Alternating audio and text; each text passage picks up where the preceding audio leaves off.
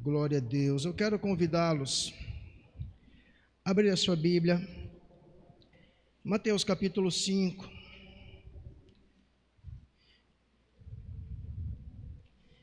Quero que você deixe a sua Bíblia aberta aí. Nós vamos percorrer alguns versículos. Mateus 5, 13 a 16.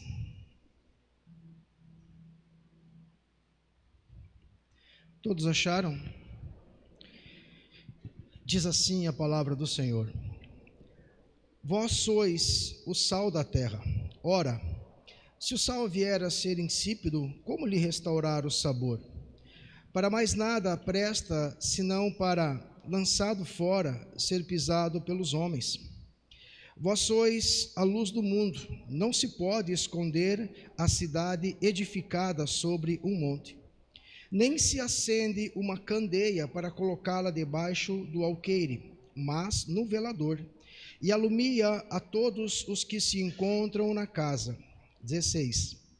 Assim brilhe também a vossa luz diante dos homens, para que vejam as vossas boas obras e glorifiquem a vosso Pai que está nos céus. Vamos orar? Gratos somos, Senhor, ó Deus, pela dádiva que é a Tua palavra, pelo privilégio, ó Deus, de poder sermos ministrados por essa palavra. Palavra que um dia encontrou-nos como uma boa semente. A partir de essa semente, Senhor, um coração encontrado como uma boa terra, então ela tem o poder de produzir, a liberdade de produzir. E esse fruto, ó Deus, ou esses frutos que essa palavra produz, eles precisam ser colocados, ó Deus, e vividos para que até a eternidade. Por isso, nessa noite, oramos para que o Teu Espírito possa ministrar, assim como o Senhor tem feito todas as vezes que a Sua palavra é liberada. Ela não volta vazia, mas ela faz aquilo que apraz ao Senhor, aquilo que o Senhor determinou, que nessa noite não seja diferente. Prepara os nossos corações, aquieta-nos nessa noite, para que possamos verdadeiramente escutar a Sua voz, ouvir a voz do Senhor, em nome de Jesus, amém. Muito bem, eu quero continuar ministrando. Há 2 domingos atrás eu preguei sobre, o que eu preguei mesmo? A Bíblia, ai que bom, né? Sobre uma transformação de mente. Eu quero seguir nessa mesma linha. Aqui Jesus, ele está no início do seu ministério, e ele está propondo para aquelas pessoas, chamando aquelas pessoas a uma responsabilidade, talvez desconhecida por elas ainda, porque essas pessoas conheciam o filho do Zé, o filho da Maria, irmão daqueles que a Bíblia relata em Mateus 13, 56 em diante. Quando ele chega na sua terra de novo, ele diz: ei, como pode esse fazer tantos milagres? Não é esse o filho do carpinteiro? A sua mãe não é Maria? Não estão os seus irmãos entre nós, e nós sabemos quem são as suas irmãs? Agora Jesus, ele está, como disse, no início do seu ministério, e ele está conclamando o povo, ele está chamando o povo para uma realidade diferente. E quando eu digo uma realidade diferente, ele está extraindo aquele povo de uma religiosidade para falar sobre um reino. E é sobre esse reino que nós somos, que nos é sugerido viver e representá-lo nessa terra. Então, como aqui nós dissemos sempre, mais do que você estar aqui é um grande hospital, sim, para nos curar, mas também uma grande escola para nos preparar. Logo, como discurso nosso, esse não é o lugar simplesmente de chegada, mas sobretudo é um lugar de saída.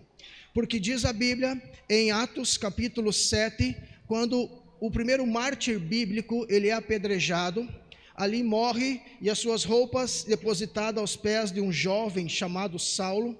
A Bíblia diz que esse jovem é um aspirante a um cargo sacerdotal, alguém que estudava aos pés dos grandes daquela época, dos judeus daquela época.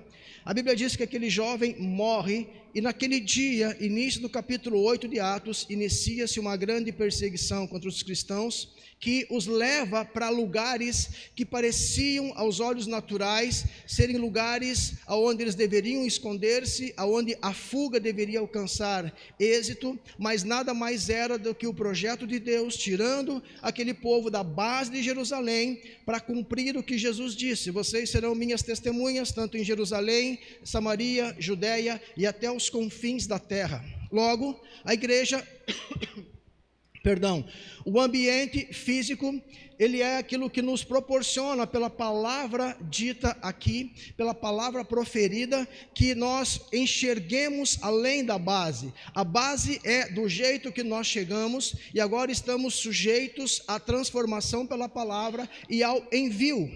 Então eu quero que você diga comigo: a minha vida, ela está pronta para o envio. Agora, se você falou isso, se comprometa com o que você falou, né? Se comprometa com o que você falou. E agora Jesus, ele está dizendo para aquelas pessoas, dizendo: olha, vocês são o sal da terra, vocês são a luz do mundo.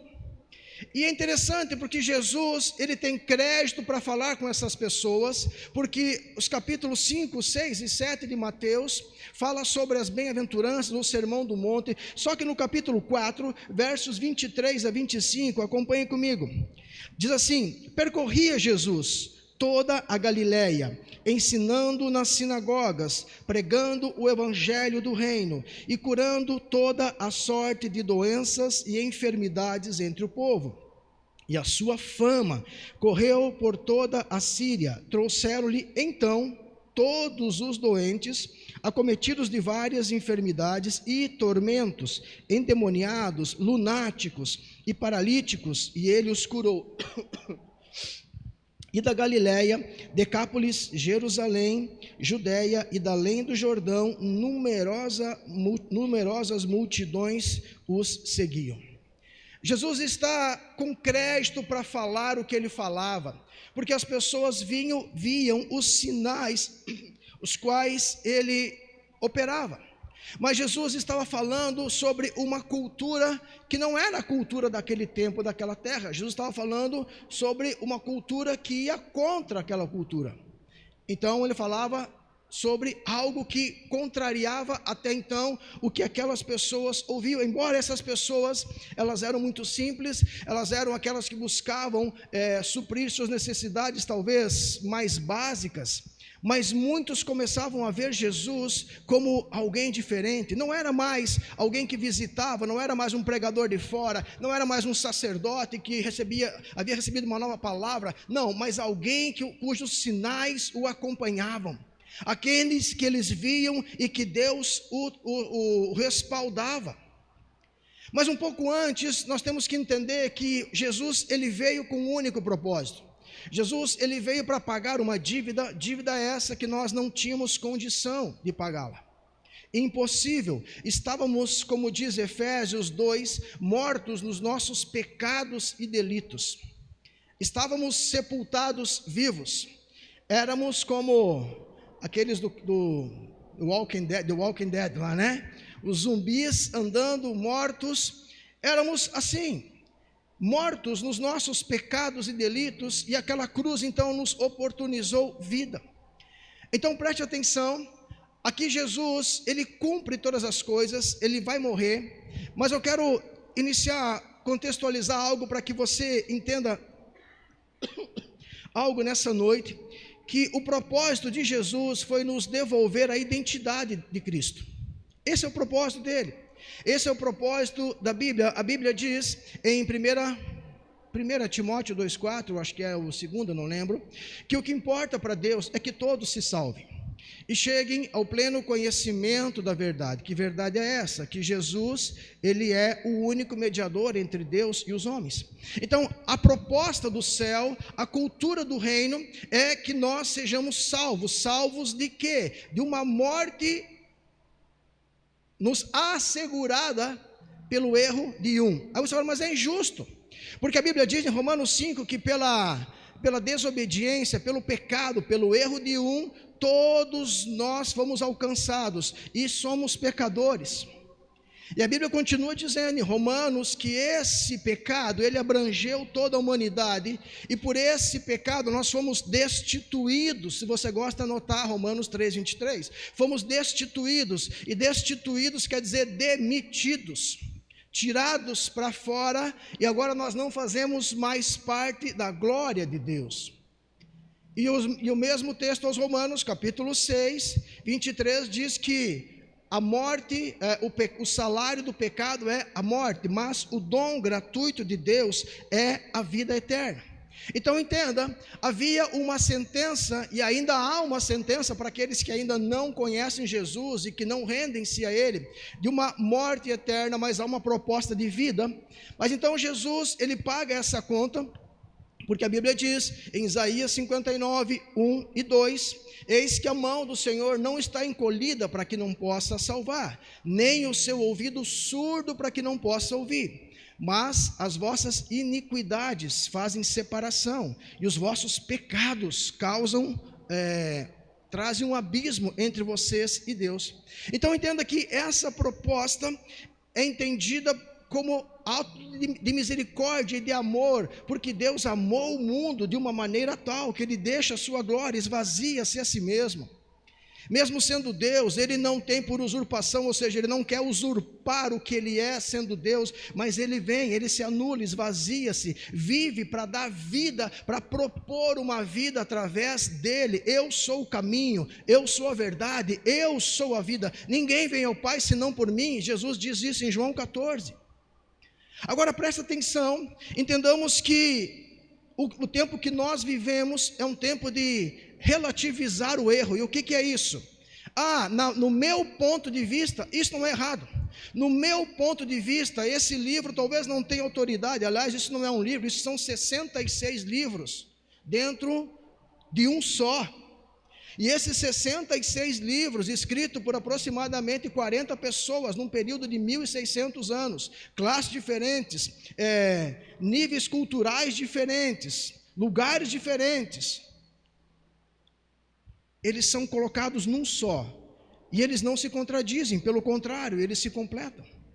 Agora, esse Jesus de que estamos falando, que olhou para nós e nos amou, e se propôs a subir aquela cruz, como João capítulo 1, 29, João Batista está batizando, e ele enxerga Jesus descendo, e ele diz, eis o Cordeiro de Deus que tira o pecado do mundo. Esse é mais poderoso que eu, e eu não sou digno de desatar-lhes as sandálias. Ele está dizendo, esse Jesus que se expôs à vergonha, à ignomínia, esse Jesus é que veio para salvar.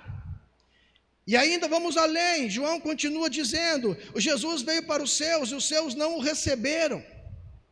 E esse Jesus então, ele mete o pé na porta, e ele combate os religiosos, dizendo, vocês são condutores cegos, vocês vão cair no buraco, e vocês vão levar junto aqueles que vocês estão guiando.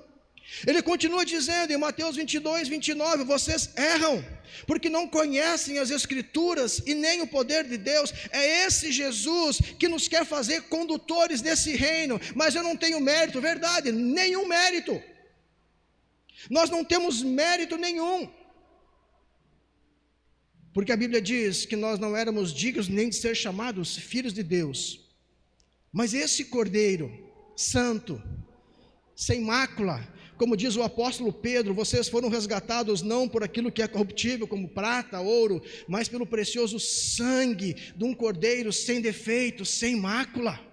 É esse Jesus que morre naquela cruz, é esse Jesus que é zombado em todo o tempo, que é escarnecido, atravessado pela espada, pela lança. É esse Jesus que olha para os seus algozes e diz, Pai, perdoa-lhes, eles não sabem o que fazem.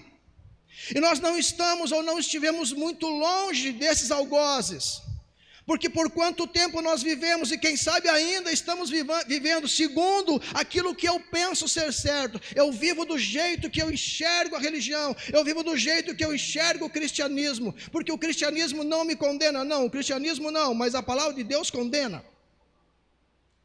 Mas olha só, a Bíblia diz em Romanos 8:1 que não há condenação para aqueles que estão em Cristo Jesus, que não vivem mais segundo a carne, mas segundo o Espírito. Romanos 8:33, quem intentará acusação contra os eleitos de Deus, porque é Ele que os justifica. É esse Jesus que continua bradando do céu, dizendo: eu quero salvá-los, eu quero reposicioná-los, eu quero colocá-los para servir o reino e para ser representante, como o apóstolo Paulo diz, nós somos embaixadores de Cristo, nós somos a carta lida do Senhor, nós somos o bom perfume do céu. Então ele está dizendo para aquelas pessoas: vocês são a luz, não que vocês a tenham, mas vocês só a terão se eu for o foco, porque João 8,12 diz: eu sou a luz do mundo, e quem me segue não andará em trevas, pelo contrário. Você consegue entender que às vezes nós estamos povoando as igrejas com uma mensagem, dizendo: olha, Deus ele quer o melhor para você, e isso não é errado, mas Deus ele não negocia os seus princípios, Deus ele não faz troca. Logo, o seu recurso trazido aqui de maneira errada, ele não vai multiplicar, irmãos. Há uma mensagem muito errada dizendo: se você der 10 mil, você vai dobrar. Se o teu coração é um coração de gratidão, alegre, Deus ele vai produzir sim uma colheita. Mas a Bíblia diz em Atos capítulo 5, que um dia, 4 e 5, um moço chamado Barnabé, ele vendo a necessidade da igreja, ele vende um campo, ele deposita aos pés dos apóstolos, lembra disso? Aí tinha um cara zoiudo lá, chamado Ananias, com a sua mulher Safira, e fala: opa, nós precisamos elevar o nosso grau, as pessoas precisam nos ver também. E eles dizem: vamos vender uma propriedade, vamos dar o recurso, e está de boa. Eles vão, eles vendem, e eles trazem diferentemente do que eles haviam proposto no seu coração. E ele entra naquele lugar e Pedro fala: foi portanto que venderam tal terreno? Foi. E aqui está o valor.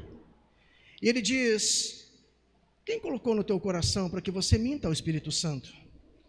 Você não precisa ter vendido, é seu. Então o teu recurso, ou tudo que você faz, a Bíblia diz: quer comamos, quer bebamos, ou façamos qualquer outra coisa, façamos como se fosse para o Senhor. O discurso muitas vezes tem distanciado as ovelhas do bom pastor. Aliás, a Bíblia diz em Jeremias 23, ai dos pastores que dispersam as minhas ovelhas, vou trazê-las de volta, diz o Senhor, mas deles eu vou tratar.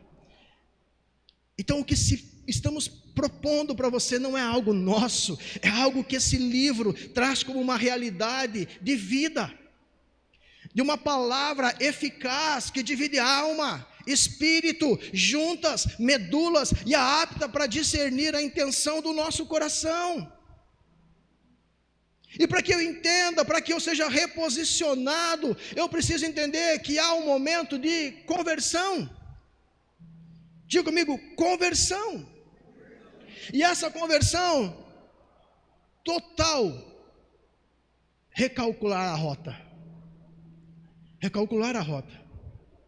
Por isso que João Batista batizava para arrependimento dos pecados.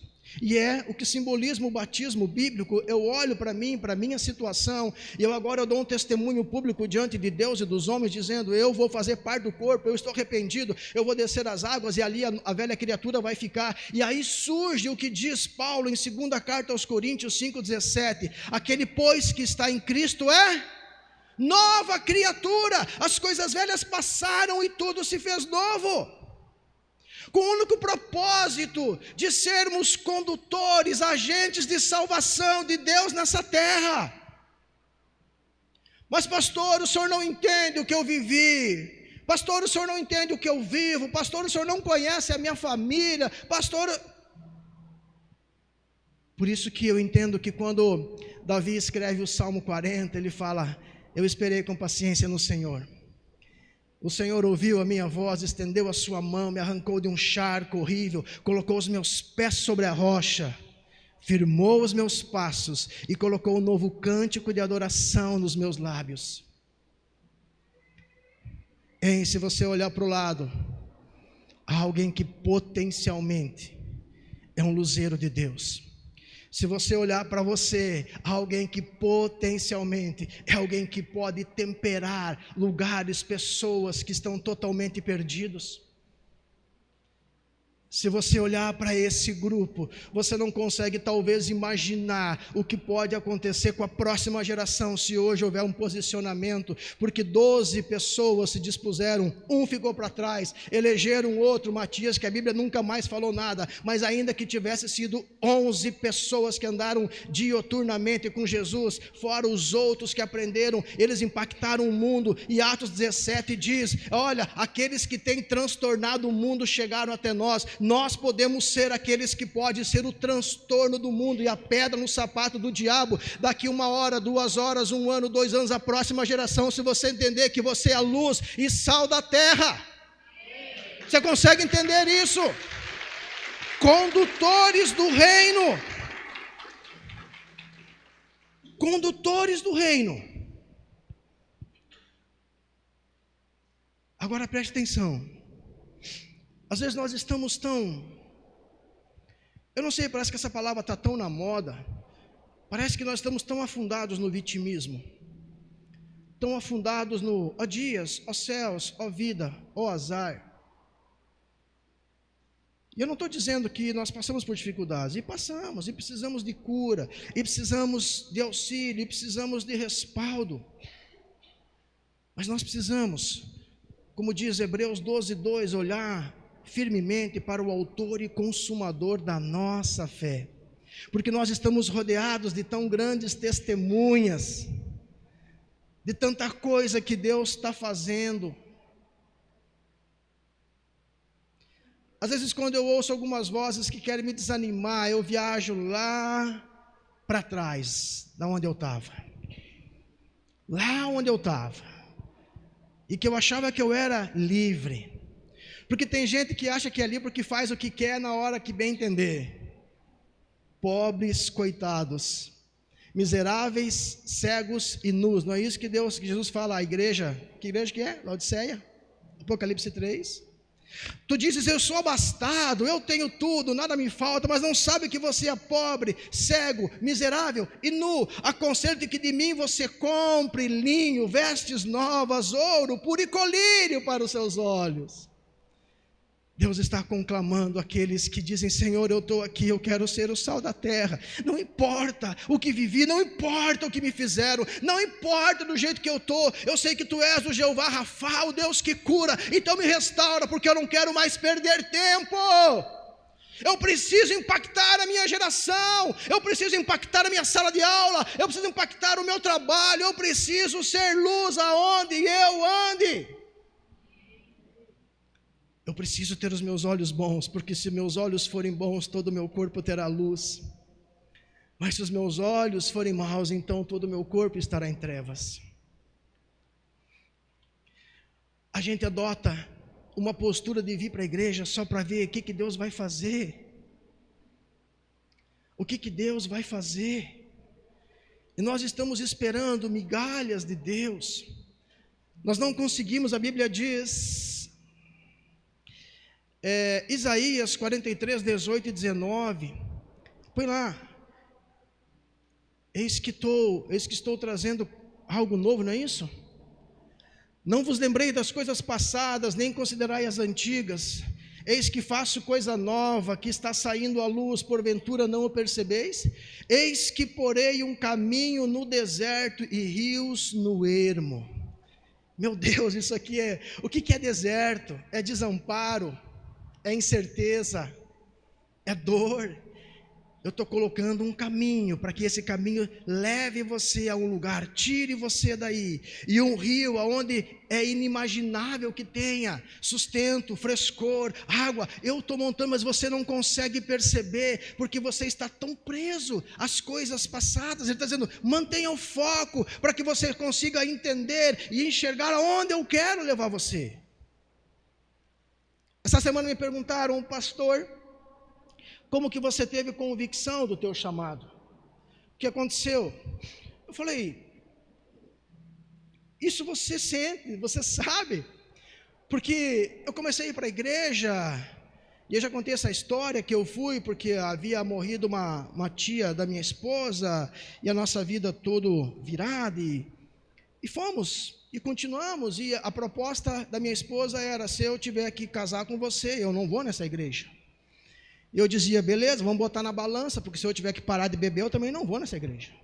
Então estamos certinhos, estamos concordados. E aí nós começamos a partir na igreja, maio, junho, julho, dia 20 de dezembro, estávamos casados, em agosto eu já não era mais escravo de nada. E toda a hora, todo o tempo, Deus falava ao meu coração, Deus usava pessoas. Eu nunca tive convicção senão que Deus iria um dia me pegar lá do charco, lá do monturo, e me fazer assentar entre príncipes, não com propósito individual, mas coletivo. Eu entendi que Deus estava me chamando para ser luz, para ser sal, e isso não é exclusivo de alguém que vem aqui em cima e toma o microfone. Isso é para mim, é para você, aonde quer que Ele nos levar. Condutores do reino, agentes de salvação. Agentes de salvação. Mas nós estamos tão presos a tanta coisa. E tem vozes que elas parecem que gritam demais, e elas gritam mesmo. Elas sugerem, elas acusam, elas escravizam. Elas nos remetem para o ambiente da dor, elas nos remetem para o ambiente do abandono, da rejeição, do desamparo, do medo. Há tantas salas dentro de nós, na nossa alma, inúmeras, e às vezes nós somos levados a acessá-las. Mas pastor, você não tem medo de alguma coisa? Medo não, mas às vezes eu paro e penso: então Jesus, agora como é que vai funcionar? Porque se Ele nos trouxe até aqui, a Bíblia diz: até aqui nos ajudou o Senhor. Se Ele nos trouxe até aqui, se Ele rompeu algumas coisas na sua vida e trouxe você até aqui, se Ele ainda está trabalhando, creia, como que diz Filipenses 1:6, que tenho por certo que aquele que começou a boa obra, Ele há de cumpri-la, Ele há de terminar até o dia do Senhor. Então nós estamos andando, estamos num trajeto que vai nos levar a esse destino, mas enquanto estamos nesse trajeto, nós precisamos olhar para Deus, nós precisamos parar de resistir à sua palavra. Paulo, falando à igreja de Filipos, fala assim: melhor é estar com Cristo. Fala sério, irmão, quantos aqui já chegaram a orar, ainda que no momento de dor, e fala: Senhor, acho que o Senhor podia me levar, porque aí não vai mais ter choro, não vai mais ter morte, né? E Paulo diz: melhor é estar com Cristo, mas ele completa: mas tem muita coisa para fazer aqui. Fala para o seu irmão: tem muita coisa para fazer aqui. E esse muita coisa para fazer aqui, ele está tão cheio de detalhes, porque a Bíblia diz Mateus 25, a parábola dos talentos, fala sobre a condição de Deus entregar autoridade para alguns, e fala: para um deu 5, para outro deu 2, e para outro deu 1, segundo a capacidade de cada um. Então Deus não nos faz pesar nada, Ele conhece a nossa estrutura. Talvez essa estrutura não tenha sido acessada, ou não é acessada por nós. Quarta-feira na minha célula eu usei aquele texto de Elias, né? Quando Deus diz para Elias: Elias, vai chover depois de 3 anos. E ele fala para o seu opositor: vai chover, e ele vai orar. E a Bíblia diz que ele coloca a cabeça entre as pernas e ora, e chama o seu moço e fala: e daí, como é que está o céu? Tem nada não. E ele volta a orar e manda o moço: e como é que está? Não tem nada não. A Bíblia diz que na 7ª vez ele vem. Eu até comentei com os meus discípulos que eu posso imaginar algumas coisas sem acrescentar nada à Bíblia. Eu acho que aquele moço falou assim: Elias deve estar atordoado, eu vou ajudá-lo. Ele disse: eu vejo uma nuvenzinha do tamanho da mão do homem. E ele diz: essa nuvem é o sinal de grande chuva. Talvez haja uma pequena nuvem que você não tem valorizado. É o sinal de uma grande chuva. Grande chuva. E ele pega aquela resposta, aquele sinal mínimo e fala: bora, vai acontecer. As pessoas ficam esperando que Deus se manifeste estrondosamente. Mas quando ele fala com esse mesmo moço que entrou em crise logo depois de tudo isso, ele não se manifesta no vento, ele não se manifesta na tremedeira, nos terremotos, no fogo, não. Ele se manifesta na brisa, dizendo: Elias, qual é o problema? O que você está fazendo aqui? Mas Deus não fala mais comigo. Quando foi a última vez que você leu a Bíblia? Quando foi a última vez que você parou para ouvir a voz de Deus em oração? Quando foi que você parou de cessar de falar e dizendo: Deus, agora eu preciso ouvi-lo? Quando foi que você se permitiu olhar e analisar as circunstâncias para detectar os sinais de Deus? Porque Deus fala por sinais. Vocês são o sal da terra, a luz do mundo. A luz do mundo. Há muitas pessoas como nós um dia andando em trevas. Há muitas pessoas esperando talvez um posicionamento nosso, meu e seu. Mas como é fácil ouvir a voz do mundo que João escreve na sua primeira carta, capítulo 5, 19, o mundo que jaz no maligno, que descansa no maligno, e ele sugere: cara, não se envolve tanto. E por não se envolver, nós vamos perdendo o contato com Deus, com pessoas, perdemos o contato com o fogo, saímos como uma brasa da labareda e vamos apagando. E aí nós valorizamos mais a dor do que a própria palavra que dita que não passará. Tudo vai passar, mas essa palavra não passa. Não está aqui quem eu conversava essa semana, e falávamos sobre a igreja, e eu falei: irmão, quando a gente começou a igreja, a gente ia na porta, recebia as pessoas, nós abríamos o culto, nós fazíamos o louvor, nós fazíamos a oferta, nós pregávamos, nós mandávamos embora, e quando acabava corria para a porta para dar tchau, dizendo: boa semana para você. A gente já fez tudo, cantava desanimado, mas desafinado, mas cantava.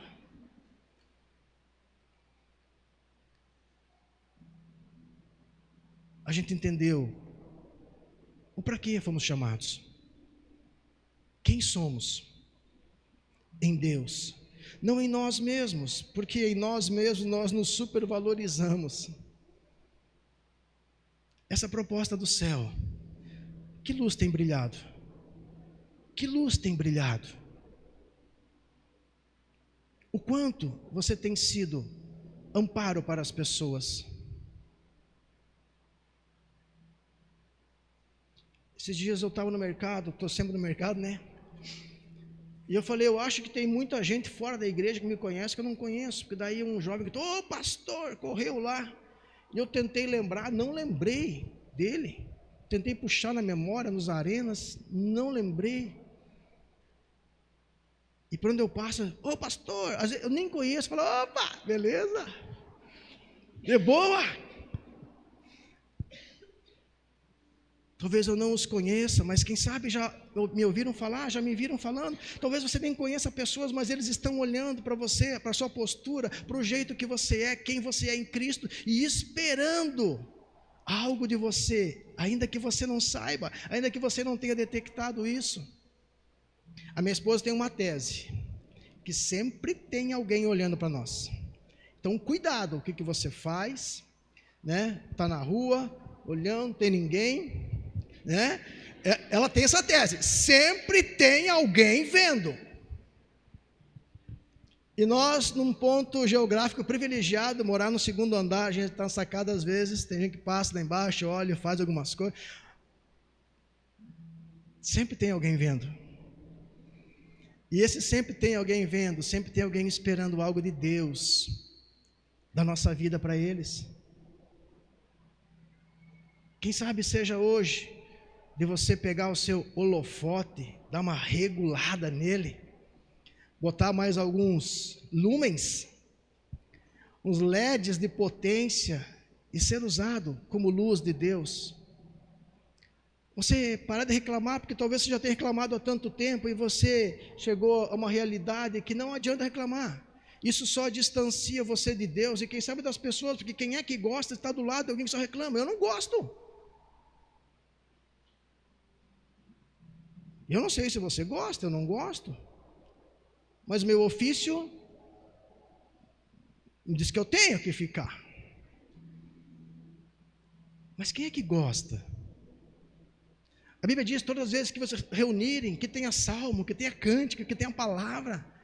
Mas não, tem murmuração, tem reclamação, e o nosso brilho acaba se perdendo, e o tempo vai passando, muito rápido, gente, muito rápido. A gente tem falado isso muito rápido. Quem é pai aqui? Seu filho, de repente, você é daquele que seu filho parece que nasceu ontem, né?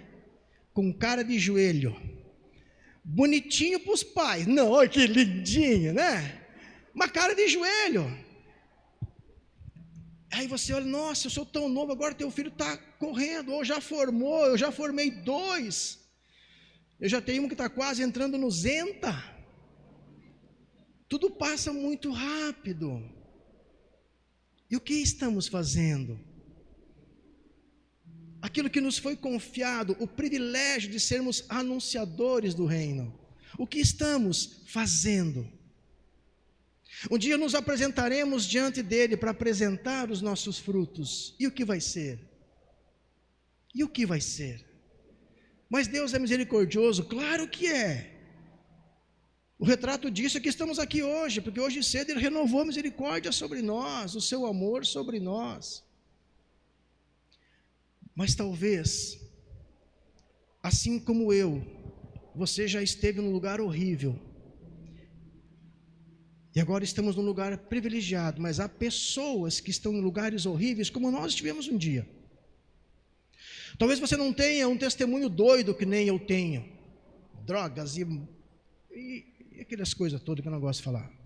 Talvez você, como um dia um pastor me disse, numa viagem a Curitiba, estávamos dentro de um carro indo para um evento da igreja, e os pastores,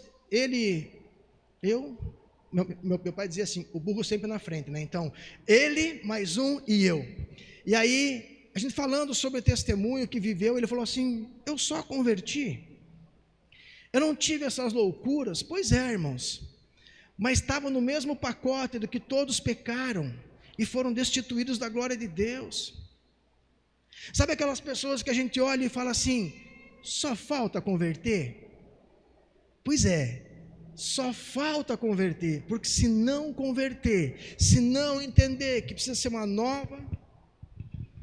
nova criatura, para eles terá sido em vão a cruz. A cruz que nos perdoa, o caminho, a ponte, o sangue que nos purifica de todo o pecado.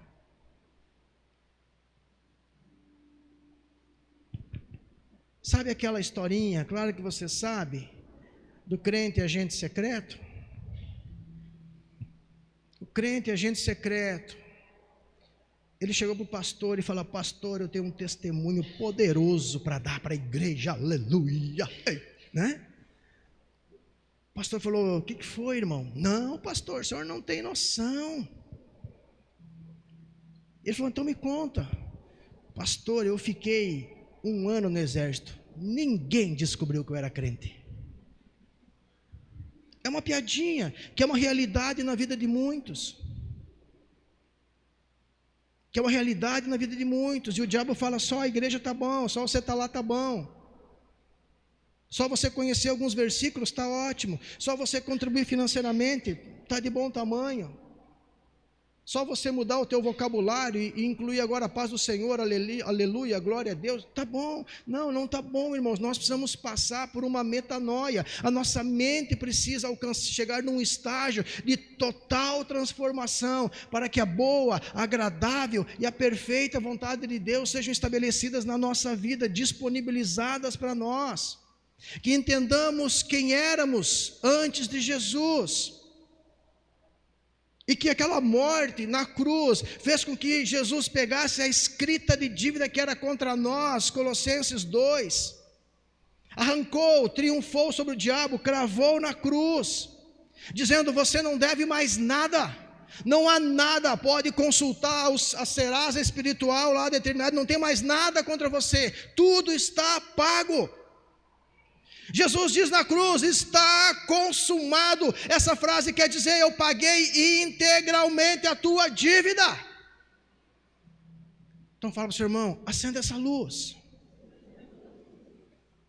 Aliás, tem uma canção muito legal do Marcos Witt, um argentino, que fala: acende essa luz, ou acende uma luz, e deixa ela brilhar. Não é só acender e apagar, deixa brilhar. Amém, povo santo? Eu quero convidá-los a ficar em pé.